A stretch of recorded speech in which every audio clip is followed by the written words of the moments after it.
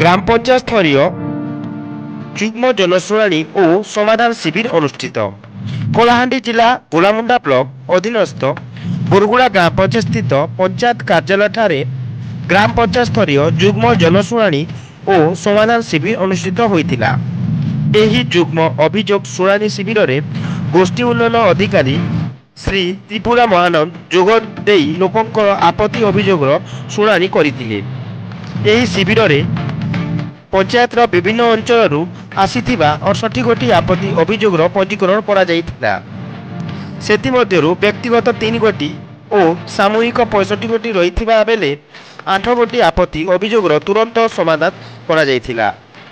ଏହି ଶିବିରରେ ଶିକ୍ଷା, ସ୍ୱାସ୍ଥ୍ୟ, କୃଷି, ବେସାମରିକ ଯୋଗାଣ, ଜଳସେଚନ, ସାମାଜିକ ସୁରକ୍ଷା, ପୂର୍ତ୍ତ, ବିଦ୍ୟୁତ, ଗ୍ରାମ୍ୟ ଉନ୍ନୟନ, ତହସିଲ, ବ୍ଲକ ଇତ୍ୟାଦି ବିଭାଗୀୟ ଅଧୀନରେ କାର୍ଯ୍ୟକାରୀ ହେବାକୁ ଥିବା ସମ୍ପର୍କିତ ଆପତ୍ତି ଅଭିଯୋଗର ଶୁଣାଣି କରି ଏହି ସବୁ ସମସ୍ୟାର ତୁରନ୍ତ ସମାଧାନ କରିବା ନିମନ୍ତେ ଆବଶ୍ୟକ ପଦକ୍ଷେପ ନେବା ପାଇଁ ଏଥି ସମ୍ପୃକ୍ତ ବିଭାଗୀୟ ଅଧିକାରୀମାନଙ୍କୁ ଗୋଷ୍ଠୀ ଉନ୍ନୟନ ଅଧିକାରୀ ନିର୍ଦ୍ଦେଶ ଦେଇଥିଲେ।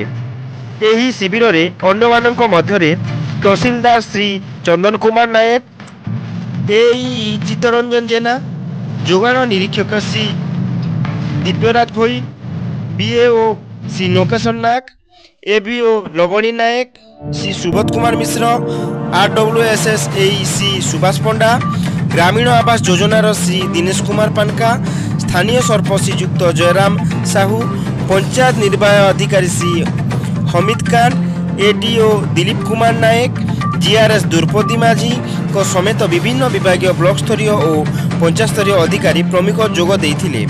कलाहांडी डमरूधर भोई रिपोर्ट, संविधान न्यूज।